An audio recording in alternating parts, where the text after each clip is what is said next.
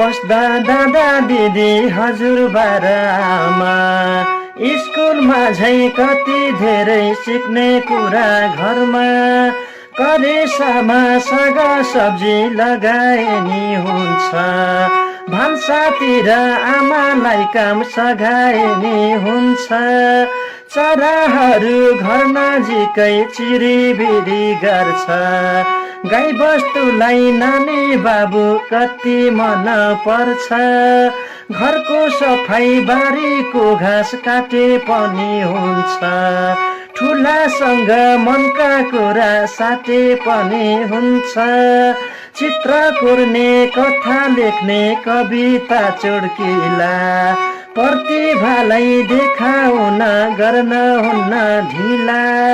घरमै रहेका बालबालिकाहरूका लागि रेडियो बाल सिकाइ।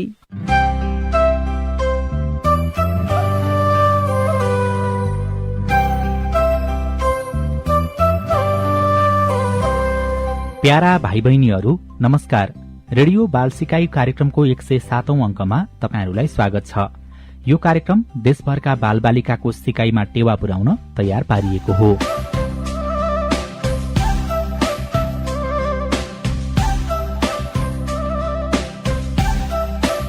यो कार्यक्रमले बालबालिकाहरूलाई नयाँ नौलो तथा सृजनात्मक क्रियाकलापहरूमा संलग्न गराउने उद्देश्य राखेको छ।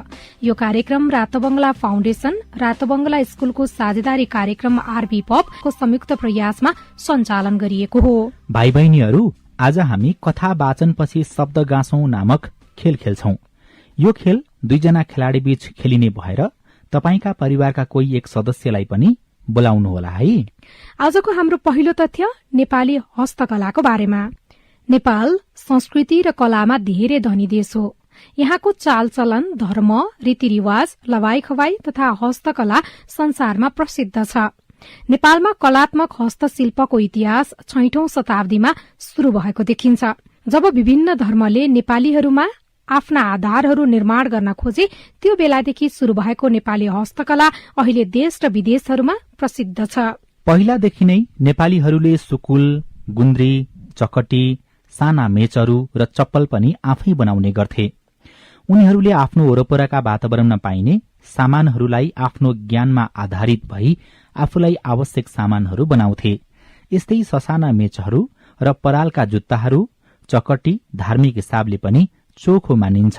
परालले घरको छाना छाउने परम्परा अहिले पनि नेपालको कतिपय ठाउँहरूमा छ। यसरी नेपाली हस्तकला प्रौढ र वयस्कहरूका लागि आफ्नो सिप प्रयोग गरी फुर्सदको समयमा आफूमा भएका कला देखाउने माध्यम पनि हो। परम्परागत रूपमा पनि नेपालीहरूले विभिन्न हस्तकलाका उत्पादनहरू गरेका छन्। जस्तै गाउँघरतिर किसानहरूले घुमको प्रयोग घामपानीबाट बच्न गर्दछन्। धान रोप्दा आफ्नो सुरक्षाको निम्ति घुम प्रयोग गरिन्छ। यो बाँसका लामा लामा पट्टीको प्रयोग गरी बनाइएको हुन्छ। यो टाउको र शरीर ढाक्न बाँसले बनाइएको बाहिरी कपडा जस्तै हो। बाँस बलियो हुन्छ र खराब मौसम, पानी, हुरीबाट पनि बचाउने हुनाले पहिला पहिला किसानहरू यसको धेरै नै प्रयोग गर्थे र हिजो आज भने यसको प्रयोग कम हुन थालेको छ। पहिला मानिसहरू नाम्लोको पनि निकै प्रयोग गर्थे। डोको काठमाडौँ र अरू ठाउँहरूमा तरकारीहरू, अन्नहरू, पानीका भाँडाहरू इत्यादि बोक्नको साथसाथै घर बनाउने सामानहरू जस्तै इट्टा, बालुवा बोक्न पनि प्रयोग हुन्छ। कुनै कुनै ठाउँमा सानो सानो जनावर र कुखुरा पालनको लागि पनि कुखुराहरू डोकोमा थुनेर राख्ने चलन पनि छ। पहिला पहिला मोटर गाडी नजाने ठाउँमा मानिसहरूले अलि ठूलो आकारको डोकोको प्रयोग गरी हिँड्न नसक्ने र अशक्तहरूलाई बोक्ने काम पनि गरिन्थ्यो। डोको जीवनयापनको लागि पनि सजिलो पैसा कमाउने स्रोत हो, किनभने आँखा नदेख्ने मानिसले पनि यसलाई आफ्नो सिप प्रयोग गरी आफ्नो जीविकोपार्जन गर्न सक्दछन्। हिजो आज बजारमा साना हस्तकला जस्ता धेरै संस्थाहरू खुलेका छन्, जुन एउटा राम्रो आय आर्जनको स्रोत पनि हो। हिमाली भेगमा पाइने बिरुवा, अल्लोको धागो र ती धागोका सामानहरू जस्तै पछ्यौरा, वालेट, टी सर्ट, कमिज, ब्याग, म्याट, पस्मिना आदि उत्पादन हुन्छन् र विदेश निर्यात हुन्छन्। आजको आधुनिक युगमा मानिसहरूले आफूलाई सजिलो हुने र राम्रो किसिमको सामानहरू प्रयोग गर्छन्। त्यसकारण पहिला पहिला मानिसहरूले चलाउने चीजहरू कम हुँदै वा लोप हुँदै गएको छ।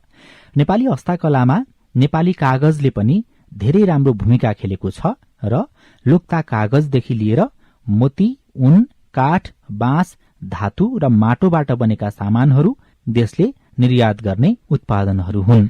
हिजो आज महिलाहरूको आय आर्जन बढाउन उहाँहरूलाई सशक्तिकरण गरी हस्तकलामा अग्रसर गराउने कोशिशहरू पनि भएका छन्।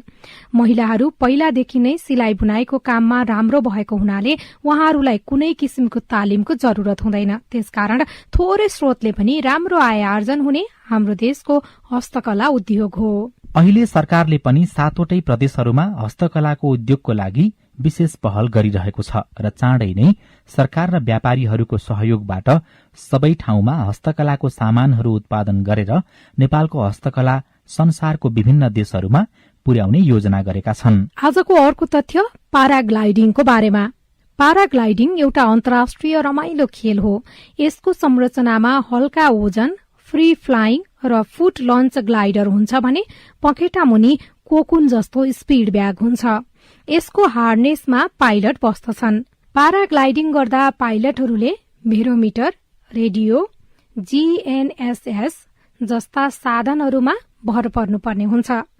हावाको अधिकतम गति, हावा कुन दिशातिर चलिरहेको छ र कुन दिशामा पाराग्लाइडिङ भइरहेको छ भनेर थाहा पाउन यी सामग्रीहरू चलाउने गरिन्छ। पाराग्लाइडिङ अगाडि बढाउँदै जाँदा पाइलटहरूलाई बारम्बार हावाको तेज गतिमा बाधाहरू पनि आउन सक्छन्। सन् 1995 देखि नेपालमा पाराग्लाइडिङ शुरू भएको हो। आजकल नेपालमा यो निकै चल्तीमा आएको छ। नेपाल यस्तो ठाउँ हो जहाँ धेरै तल्लो उपत्यकादेखि लिएर उच्च हिमाली क्षेत्र छ। हरिया उपत्यका, हिउँले ढाकेका पहाड़हरू, नीलो पानी बग्ने नदीहरू र अन्य धेरै प्राकृतिक दृश्यले यहाँ आन्तरिक तथा बाह्य पर्यटकहरू आकाशमा चिल जस्तै उड्न पाउँदा निकै खुशी हुन्छन्। यहाँका पाराग्लाइडिङ गर्ने ठाउँहरूमा पोखरा, चापाखर्क, कोटडाँडा, गोदावरी, फूलचोकी, बन्दीपुर निकै प्रसिद्ध छन्।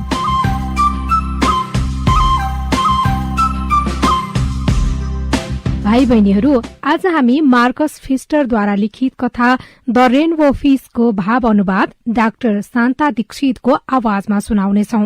यस कथामा लेखक स्वयंले चित्रांकन गर्नुभएको हो। यो कथालाई कथावाचकले नै भाव अनुवाद गर्नुभएको हो। मार्कस फिस्टरले लेखेको र चित्र भरेको द रेनबो फिश भन्ने किताबलाई मैले इन्द्रेणी माछा भन्ने नामाकरण गरेर पढ्दैछु। समुद्रको एकदम भित्री भागमा गाढा नीलो भएको ठाउँमा एउटा माछा बस्थ्यो। अरू साधारण माछा जस्तो यो माछा थिएन। ऊ त समुद्रकै सबैभन्दा सुन्दर माछा थियो। उसका कत्लाहरू थरी थरी रङका थिए, नीलो, हरियो, प्याजी। ती रङ्गी चङ्गी कत्लाहरूको बीच एकदमै सुन्दर चम्किलो चाँदी रङको कत्लाहरू बीचमा घुसेको थियो। अरू सबै माछाहरू उसको सौन्दर्य देखेर चकित थिए। उनीहरूले उसलाई इन्द्रेणी माछा भनेर बोलाउने गरेका थिए। आऊ यता आऊ इन्द्रेणी माछा, हामीतिर आऊ न, हामीसँग खेल न भनेर जहिले पनि उनीहरूले इन्द्रेणी माछालाई बोलाउँथे। तर इन्द्रेणी माछा उनीहरू नजिकैबाट सलल्ल बगेर जान्थ्यो। घमण्डी भएर चुपचाप लागेर उसको आफ्नो कत्लालाई झल्काउँदै ऊ अर्कोतिर जान्थ्यो। एक दिन एउटा सानो नीलो माछा उसको पछि पछि आइरह्यो। इन्द्रेणी माछालाई छोड्दै छोडेन।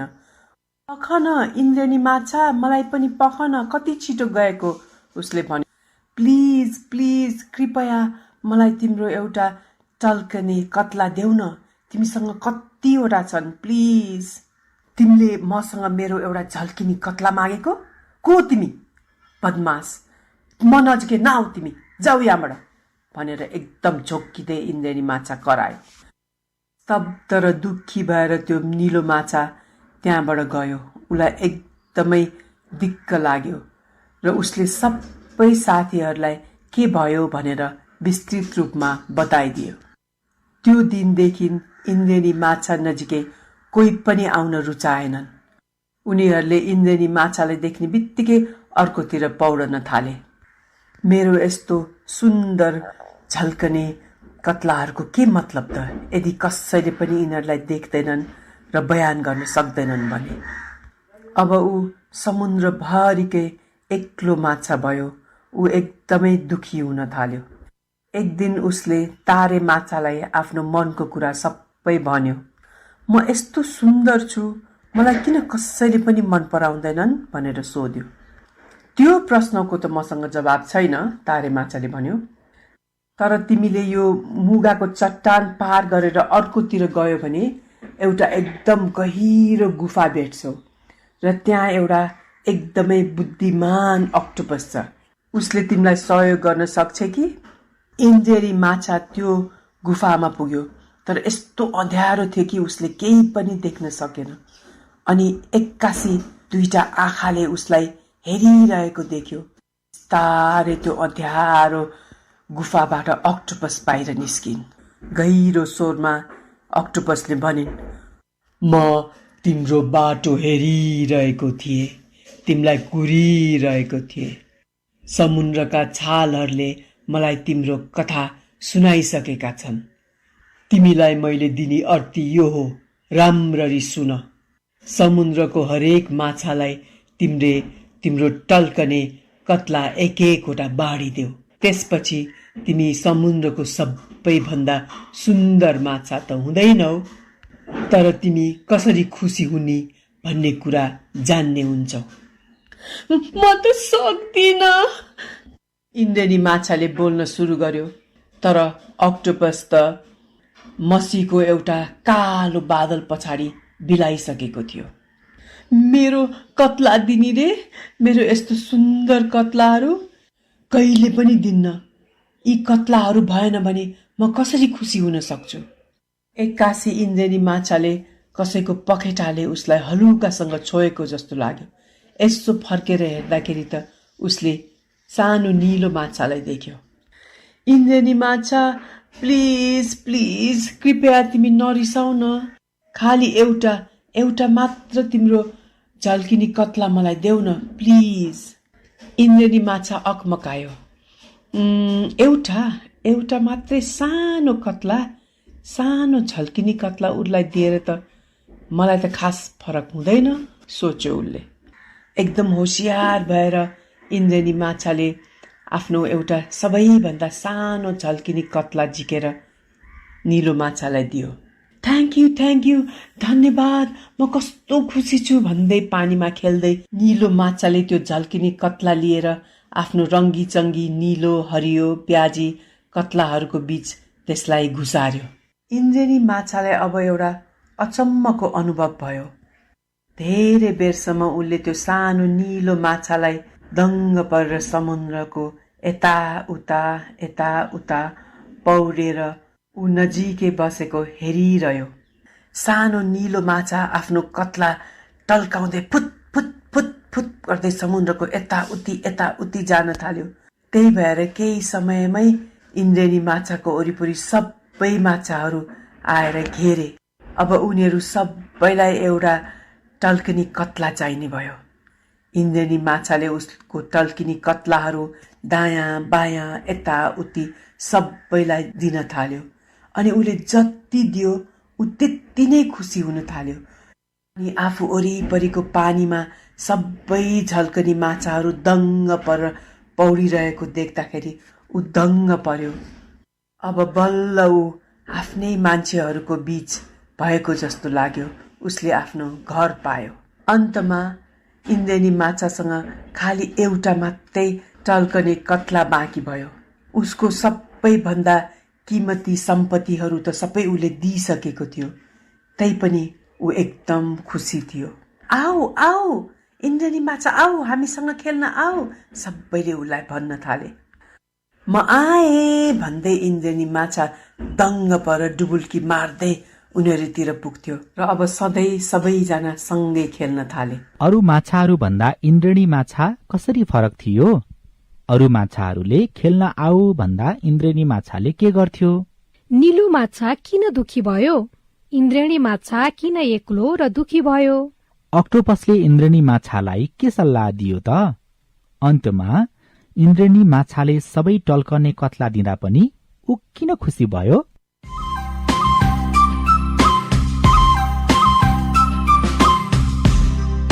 अब हामी शब्द गाँसौं भन्ने खेल खेल्छौं। के तपाईले आफ्नो परिवारका कोही सदस्यलाई बोलाइसक्नु भयो त? छैन भने छिटो बोलाउनुहोस् है।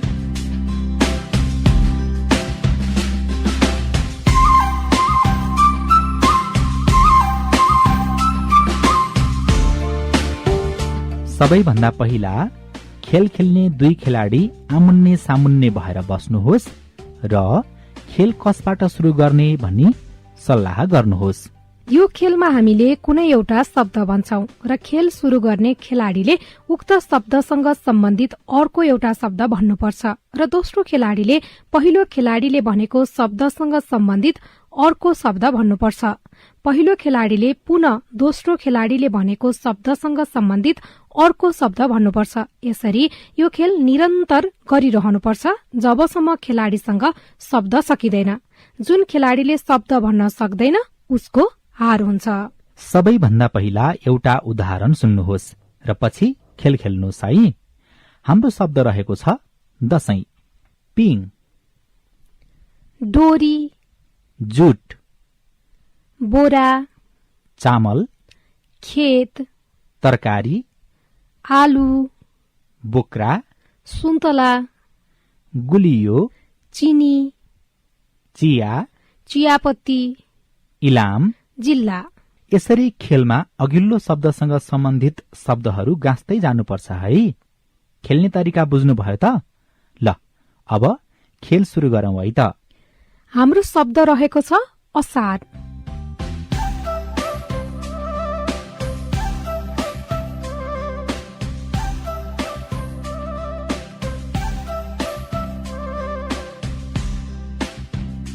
कसले जित्नुभयो त? कि खेल चालु नै छ? अब फेरि अर्को एक शब्द है, चन्द्रमा।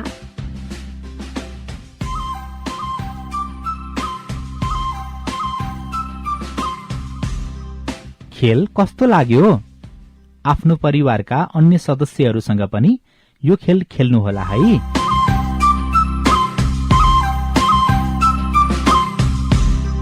भाइ बहिनीहरू, कविता वाचनको खण्डमा आज हामीले पाठ गर्न लागि असार कविताका कवि भुवनहरि सिग्देल हुनुहुन्छ।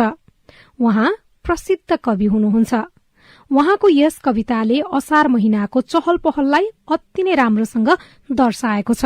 गुडु डुडु मेघ उर्लेर आएको छ, दिन पनि धमिलो छ, आकाश ढप्प ढाकिएको छ, आकाशमा बिजुली चम्कँदैछ, सिमसिम पानी बर्सँदा सूर्यको सेखी पनि झरेको छ भनेर कविले असारको सुन्दर दृश्य प्रस्तुत गर्नुभएको छ। खेतको माटो लितपत गलेको छ, सडकभरि पानीले गर्दा बाटो पनि छैन। ह गर्दै बेतको लौरीले डङ डङ पिट्दै हली गोरु जोत्दैछ। दुईतिर असारे जुहारी गीत चलिरहेको छ। छुपु छुपु गर्दै धान रोपिँदैछ। तर यस्तो बेलामा पनि समयसँग काम नगरे, बिउ नरोपी असारलाई व्यर्थ फाले अर्थात् श्रम नगरे हातमा केही आउँदैन र हार मात्र हुन्छ भन्ने सत्यलाई कविले राम्रोसँग व्यक्त गर्नुभएको छ। यो कविता मालिनी छन्दमा लेखिएको छ। पहिला भाइ बहिनीहरूले ध्यान दिएर यो कविता शिक्षक सुधा ओझाबाट सुन्नुहोस् र दोस्रो पटक हामीसँगै वाचन गर्नुहोस्। असार, कवि भुवनहरि सिग्देल। गुरुडुरु गुरुडुङ डुङ मेघ उर्लेर आयो, दिन पनि धमिलो भो, ढप्प आकाश छायो, झललल बिजुली लौ चम्कियो झिल्ल कस्तो, पट पट टट गर्दै फुट्छ संसार जस्तो, सिम सिम सिम पानी बर्सदा रुख पात, मुजुर सरह नाचे वायुका साथ साथ, तप तप तप खस्थे तपकिनी पात देखी, अब त खतम भइगो सूर्यको ताप सेखी, लितपित छ गलेको खेतको आज माटो, सडक भर छ पानी छिप छिपे छैन बाटो, हा हा हा हा हा गोरु भन्छ जोत्ने हलीले, डङ डङ डङ पिट्दै बेतलौरी छडीले दुई तरफ जुहारी गीत मिठो असारे मधुर लय मिलाए अर्थले घोच पारे छुपु छुपु छुपु गर्दै धान रोप्ने छ बेला मुसु मुसु मुसु लाठे मुस्किँदै झर्छ मेला समयसँग गरौँ है कामको सन्धि हामी पल पल छुटिहाल्छन् कालको वेश छामी बिउ बिजन नरोपी व्यर्थ फाले असार श्रम लगन बिनाता हात के लाग्छ हार श्रम लगन बिनाता हात के लाग्छ हार।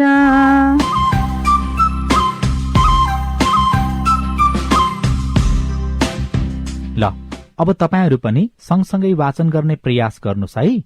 यसपटक चाहिँ यो कविता कक्षा 5 का विद्यार्थी आदाना राज्यलक्ष्मी शाहले वाचन गर्दै हुनुहुन्छ। असार कवि भुवनहरि सिग्देल।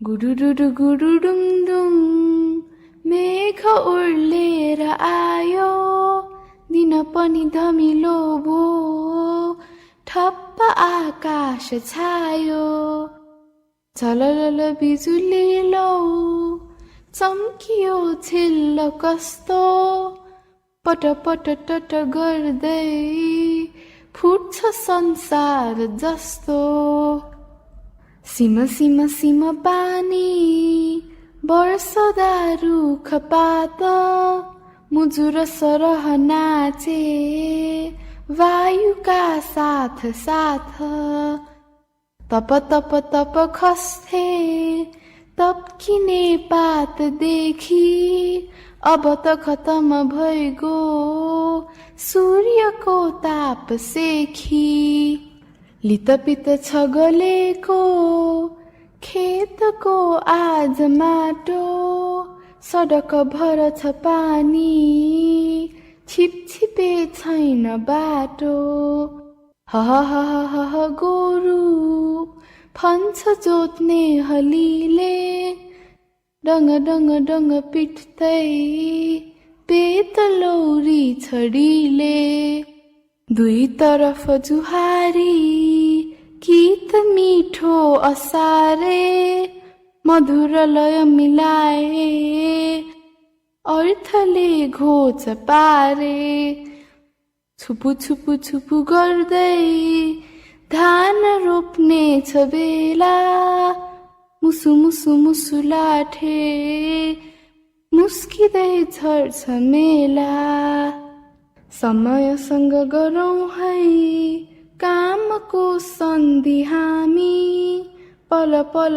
छुटिहाल्छन् कालको वेश छामी बिउ बिजन नरोपी व्यर्थ फाले असार श्रम लगन बिनाता हात के लाग्छ हार श्रम लगन बिनाता हात के लाग्छ हार।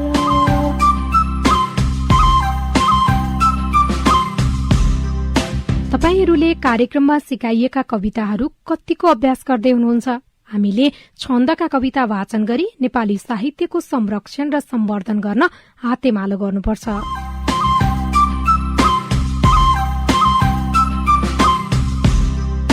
भाइ बहिनीहरू, हामी कार्यक्रमको अन्त्यमा आइपुगेका छौं। श्रोतावृन्द, आशा छ आजको कार्यक्रम तपाईहरूलाई ज्ञानवर्धक मात्र नभई मनोरञ्जनात्मक पनि भयो होला। धन्यवाद।